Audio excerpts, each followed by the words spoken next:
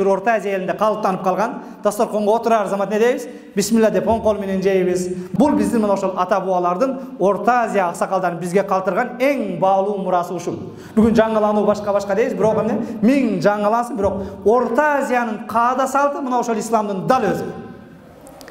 Кээ бир жерлери болушу мүмкүн, кыркып сала турган, алып сала турган, ал жерин коркпостон, үркпөстөн эле бул динге каршы келбейт деп эле тилибизди кессе дагы, башыбызды кессе дагы айтабыз, бирок салымдуу 99% биздин тоюбуз дагы, патабыз дагы бардыгы каада салтыбыз алхамдулилла динге жүздөзүсүн. Бизде бир да адам дасторкон дээлебейт.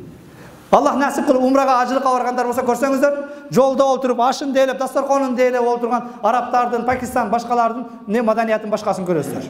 Биздин маданият, биздин культура мына ошол пайгамбардын маданияты, пайгамбардын культурасы. Ата бабалардан бизге эң туура дин, эң туура каада салт мурас болуп калган.